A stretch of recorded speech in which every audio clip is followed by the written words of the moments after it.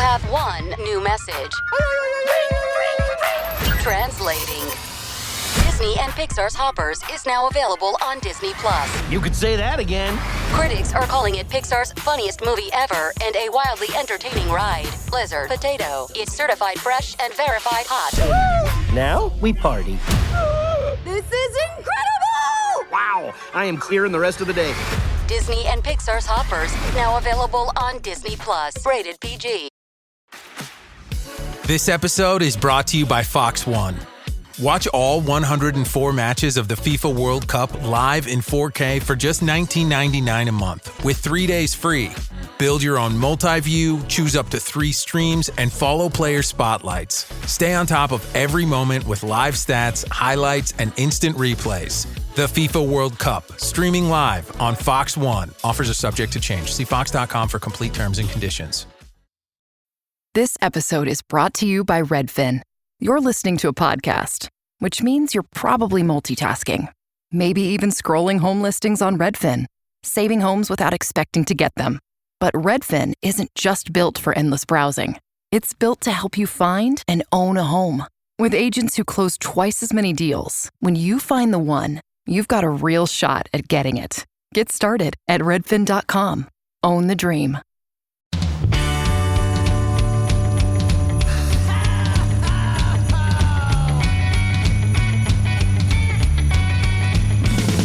There's a party each and every year on Christmas Eve, where the fun and cocktail shrimp don't seem to end. Clark and Ralphie taking turns on the TV screen, laughing, singing, yelling with all of our friends. Well, it's Christmas, and let the bodies go spread the holiday cheer. 'Cause it's Christmas. Oh, it's the best time of the year. Let's do fake reindeer redemption. Hey, Dylan. Matt and Dylan, talking Christmas like two merry villains. Oh my God, dude. This week we watched Married with Children. This was the Patreon wanted us to do this one. Yes, they did. I've seen this specific episode. This is probably the episode of Married with Children I've seen the most. Okay.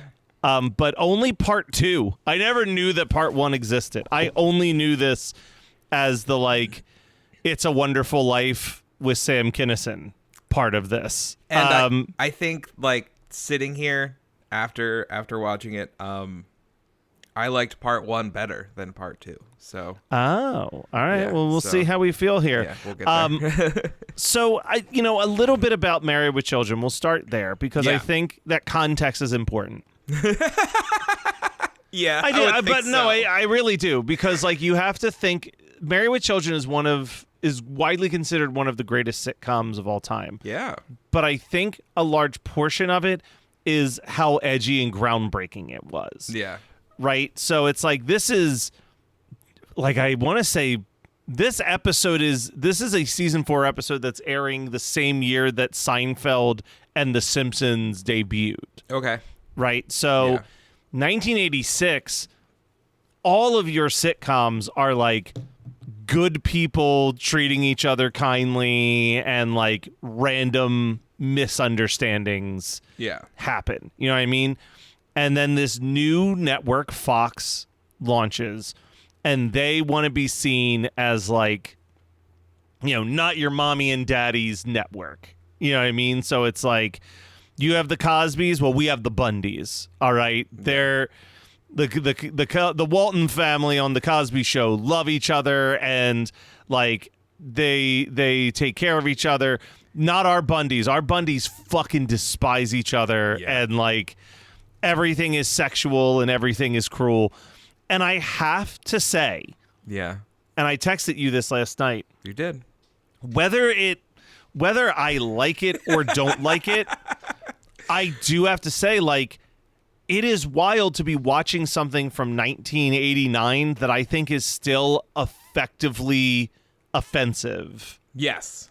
in the way that Yeah. it was intended to be. Yeah. Not in like an aged poorly offensive, like, oh no, this is like one of the few things where when people say like, oh, well, they couldn't make blah, blah, blah today.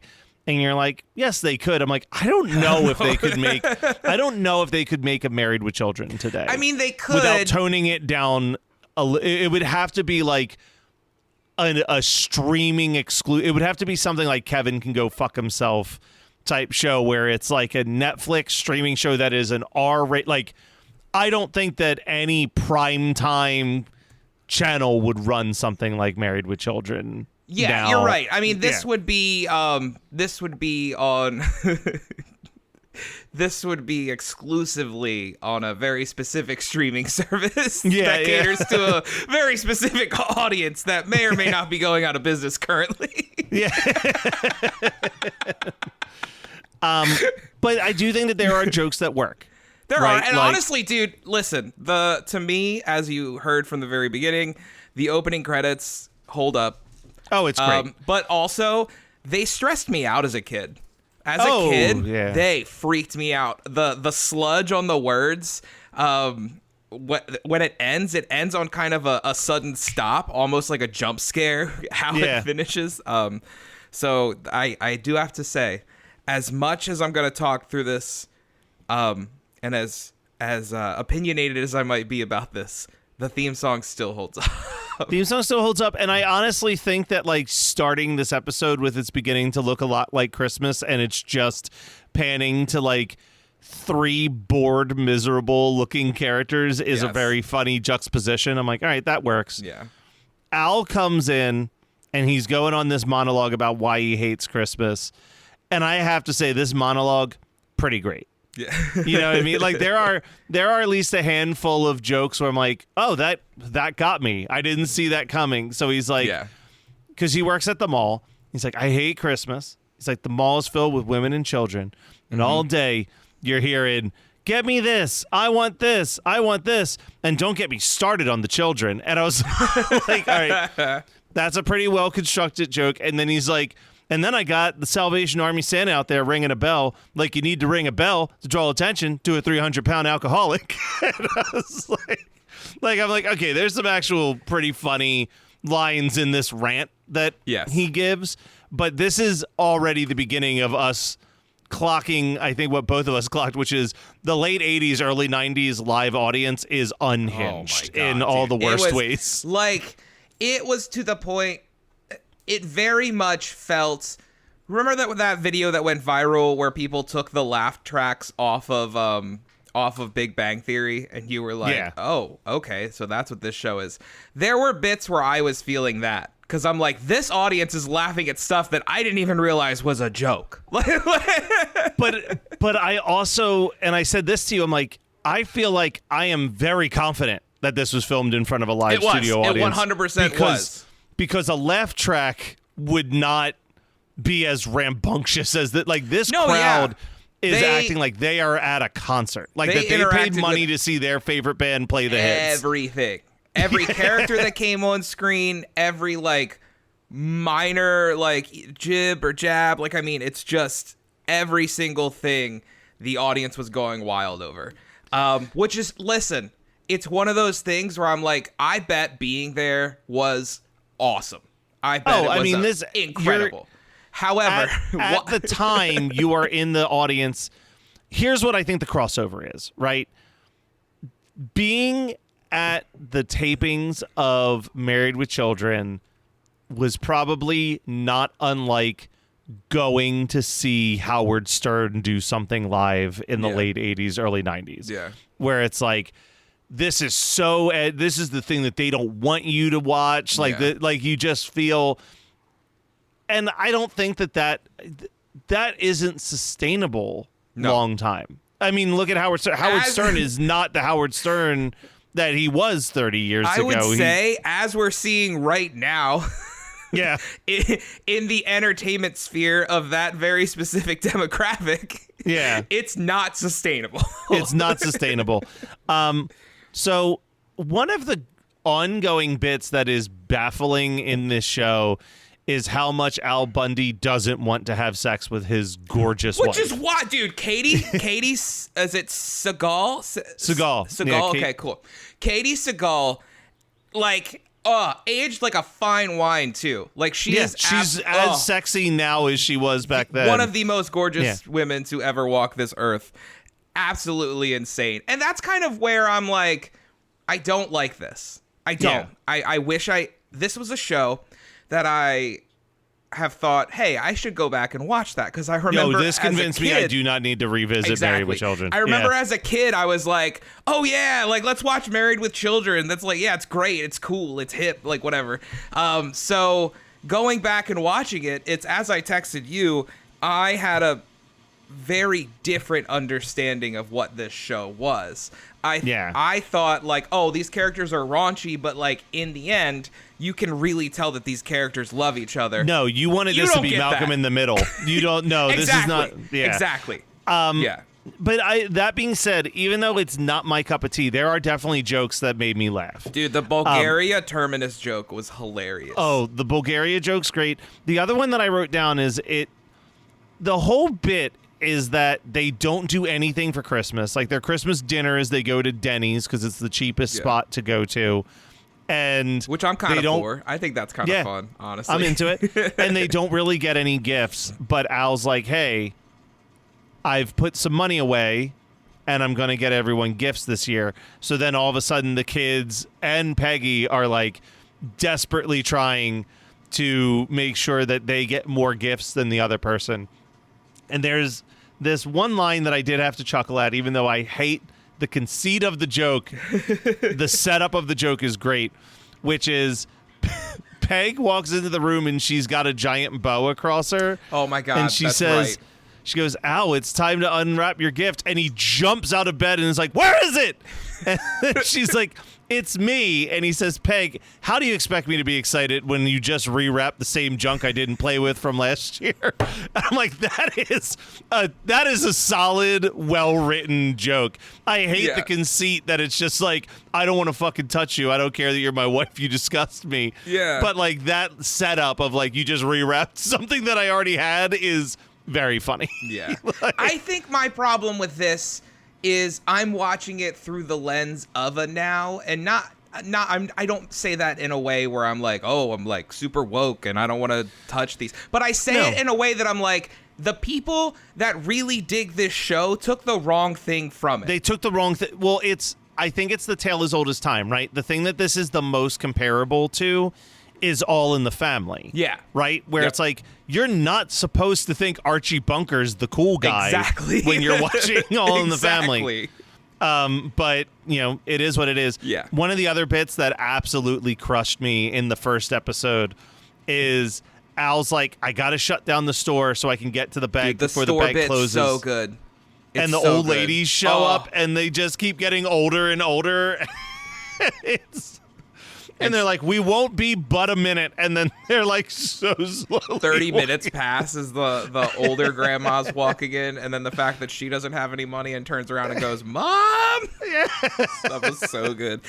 So they follow this up. Al has to get to the bank by 3 o'clock or he's not going to have money to buy the gifts. The over-the-top bank Christmas party crushed me as well. This show's a fever dream, dude. Yeah. And that was kind of the moment you were talking about earlier where you put it into context that this is, I think, what? So the show started in 87, so I'm sure this was 90, 91 at this point. 89. It was 89, December okay. of 89. Yeah. Perfect. So 89, and you got this one lady, basically a stripper, dancing on top of the desk. You got Marcy photocopying her ass on the copy machine. Which I do love when she shows up drunk later on. She's like some dumbass was. How embarrassing is it going to be for her on Monday? Yeah. The bank is so good. I love Al's facial expressions as he's not able to get inside. The hardest I laughed in this entire special is tied to Ed O'Neill's like physical comedy, which is his a little bit later when horrifying. he gets electrocuted and he just like on a dime turns his whole body and drops to the ground. I was like, He's a fucking incredible physical comic. Like it shows in that scene where you can't hear anything that he's saying through the glass, and he's just pounding on the glass like desperately trying to get the attention. And the oldest security guard you've ever seen. It's like, it's really, really funny. So he doesn't get the money. He doesn't get the money. He goes home. Peg has a good line too, where he explains that the bank closed early and he didn't get the money. And Peg's like, we understand. Why didn't you go yesterday? Yeah. He's like, I just wanted to get one more day of interest. And she goes, well, I'm so glad this all happened for 3 cents. So good. Like, listen, I understand. I can't bring myself to watch the whole series for these smaller bits, but there's gems there, and I get it. I understand the popularity. I would never. Here's where I landed. I would never actively be like, I need to sit down and watch all 11 seasons of Married with Children. But if it's on, if I was like flipping through the channels and someone was playing like a Married with Children rerun, I'd probably watch an episode or two and then be like, all right, I've got enough. Like, because it does have the like, I get why the show was a hit, and I think that there were two sides of it. Right? There's like the people who took the wrong thing from it, and they thought the Bundys were the fucking greatest family in the world, and fuck all women and all. Like, there are negative things that people can take from it. But then there is that very smart, subversive, like, what is the complete opposite that you could depict of what is happening on sitcoms in 1986 thing that is smart. And there is, like, I think that the writer's room, I think it's very clear when you're watching the show that the writer's room does not think that the Bundys are a good family. No, they lean that you towards should, that second side of this is a parody of sitcom. Like, that's what this is. Everything that I liked about this, though, I can get in like a Roseanne. And you can get in a Roseanne, you can get in a Simpsons, you can get in a Malcolm in the Middle. Like, without that hatred. there's better shows that depict a dysfunctional family that aren't this cruel. Yeah. Looking for a new seasonal anime? Want to know what new anime music is out there? Looking to add a new waifu or husbando to the list? Or are you just looking for a modern or classic anime to add to your plan to watch list? My name is Nick, and I run the Waifus and Weeaboos podcast, and you can check me out on Geekscape.net. The grossest part in this episode, though, Al Bundy has nothing to do with, and it's the family making snow cones. Oh, my God, yeah. I do want to talk about, before we'll get back to the snow cones, I do, just because there are certain bits that I'm like, listen, that was stupid, but I loved it. I did love when they were trying to figure out where the presents were. Yeah. And they're like, are they in the car? Did you leave them at the store? And Christina Applegate just goes, are they invisible? There's also Uncle Al's kid corral center or whatever. Oh, the babysitting was so good. He's just got them all tied up with garland as he's counting the money. Yes, and then tells them the most messed up version of The Night Before Christmas. Yeah. There are the moments, right? Yes. Speaking of which, as gross as it might be, the snow cone bit, I did like. the line where he goes, I want red, and she goes, red, that would be the cough syrup. Yeah. And she just pours cough syrup onto this snow that he brought in with a snow shovel and poured into a bowl. Like, remember when we couldn't afford snow cones? Was it? Also, who eats snow? That was an ice cream cone. Who is eating snow cones out of an ice cream cone? Listen, it's usually like are a paper you really? cup. They're not good people, They're Dylan. not good Come people. on. I draw a line at the ice cream cone, snow cone. But they're so upset they all decide to go to Denny's without Al. They leave him there. Where do they end up going? Because they raised the price of Denny's like 5 cents. It was like something Gary's Spud like Heaven. It's like Spud it's Heaven like a or something. potato place. It's a potato only restaurant. Al gets electrocuted. Yes. Wishing that he was never born. We get this It's a Wonderful Life, hence the name of this episode, It's a Bundiful Life.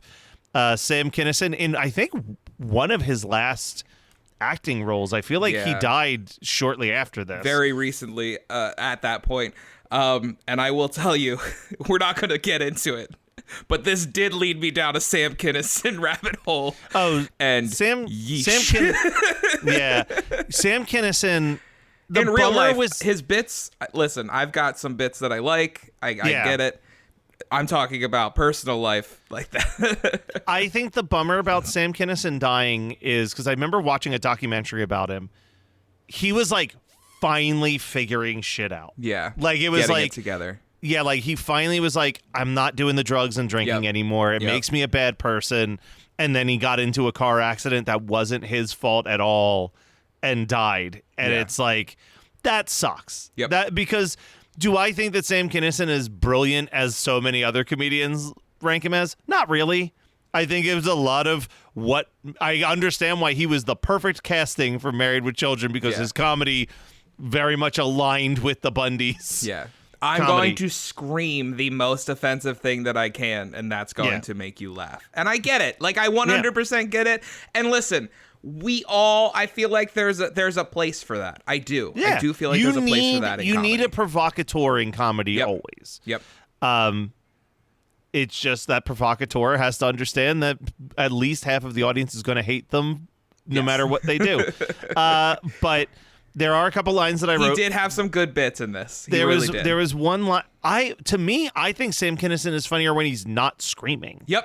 100%. When he's just rambling, there's great lines. So there's this one line where he's talking about how miserable his life was, and he's talking about like his overweight wife or whatever. But he says, and we had 2 kids. She ate them, maybe, I don't know. And it's just like the apathy in which he delivers that line is so perfectly delivered that I'm like, God, like more of this, less of the like, God, why, no, why, like screaming into the heavens bit, because that's never been funny to me. It wasn't really funny to me. It always takes me back to my childhood because there was a commercial that would always come on for a VHS of one of his stand-up bits, and it was like just him screaming. Yeah. And that's the thing is every time that they had him scream in this episode, it felt forced. It always felt like, oh, we've got to get Sam doing his screaming bit. Yep, yeah, it's his thing. I think his best acting moments were he's great as the disembodied voice in the Tales from the Crypt episode. Yes. He's phenomenal in that. And I think his cameo in Back to School is like fantastic use of him. You know what I mean? Like, because Rodney still gets the punchline in that. Yeah. Where he's like, what is wrong with this guy? You know what I mean? Like, he's like, I don't know.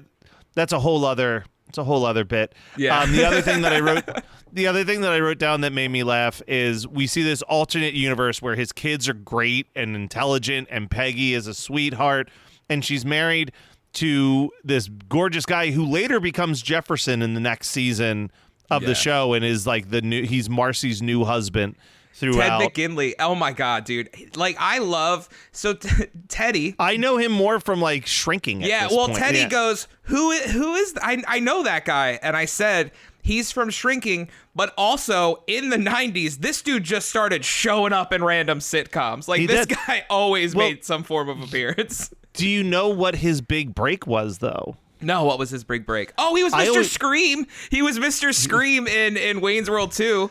I know that I would one. not consider that his big break. No. But I'm just saying, I was like, what else have I seen this guy in? I'm running through the Rolodex. He's the leader of the jocks in Revenge of the Nerds. Yeah. Yes. He's like the head jock in that movie. Yeah. Which listen, talk about a movie that aged like dirt, but I still love it. Like, there are just so many lines in that movie that make me laugh. But he shows up, and Ted Bundy's... I keep saying Ted Bundy. Yeah, you too. Dude, every time... the entire episode. The entire episode. I wrote Ted like 3 times in my notes. It doesn't help that the Ted actor Bundy's is Ed O'Neill. He's Ed O'Neill. Ted Bundy is a real killer. Yep. There's... Ed Bundy, nope. Where is it? Yep. Ted Bundy? Nope. No. Al. Al was like, tell me something terrible happens to this guy. And Sam Kinnison's like, oh, yeah, no, I did a little, I looked into this guy. Don't worry about it. He's going to die. By the time he's 60, his stomach is going to be so ulcerate. Oh, I'm sorry, Al. That's actually you, too. But then, like, what you really get what this show is trying to be is that Al decides that the world would be... He wants to live because he can't stand to see his family happy. After everything they put me through, I can't Yeah. sit here and let this happen. like that's kind of the darkness of what this show is. It's like, oh, this is a family that legitimately hates each other. Yeah. Now, I don't know if it toned down itself a little bit when it got more into the 90s, because like I do remember these random one-off moments that don't seem as dark in my memory. Yeah, when I that's was the watching thing, it, is like but- I pictured this show as maybe all of this stuff happens the same way that it did, but the ending being more like, oh, we don't need presents, like if we have, or something like that. Maybe not as cheesy as that, but I feel like I vaguely remember these moments where this family doesn't hate each other.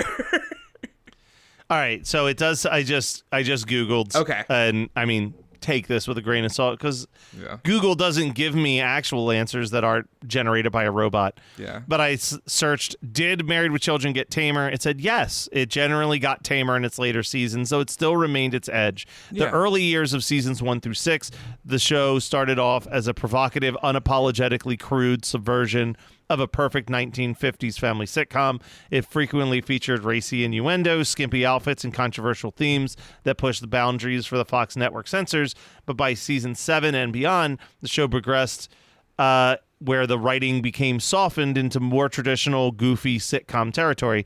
The sexual innuendos were dialed back, the jokes became far less cynical, and the storyline shifted heavily into cartoonish, slapstick scenarios rather than sharp, edgy satire. So I feel like I would probably like the later seasons because it's a good cast. It's a like great well cast. written, And- but it and- is just so mean. It It's is so mean. overwhelmingly and I don't mean. mind. Listen, I look at everything that I do enjoy. I don't mind edgy humor. I love like sexual innuendo jokes. What I can't stand, I don't like ball and chain humor. I hate ball and chain humor. Barb and I were just talking about this because the radio DJs that she listens to when we drive the kids to school, they do like a shout outs thing. And like one of the shout outs is like, I want to wish a happy birthday to my wife. She's my favorite pain in the ass. And I'm like, why are you married? Yeah. Like You what- made that choice, and you can stop making that choice. Yeah. You don't have Like- to do this. Like Like, is it that hard to just say that you love? Like, I saw a TikTok and I loved it so much where a guy was just like, hey, is anybody else's wife just like fucking ripped, dude? Like, just the Yeah. coolest person that you want to spend all your time with? He's like, all these people are like, oh, my fucking ball and chain. Like, maybe it's you. Maybe you're the problem in that situation. I will And never like, I'll never understand the ball and chain mindset. I'll never understand it. I don't Yeah, get it. because at it's all. such an easily fixable situation if Very that's much really so. the problem. Yes. You know what I mean? Like, all right. Well, Dylan, Yeah. I would be married with children to you if you want it. Aw, love and marriage, man. Now we won't stop till the big ball drops on New Year's. Happy holiday, have a great, great, great holiday. Have a merry happy holiday.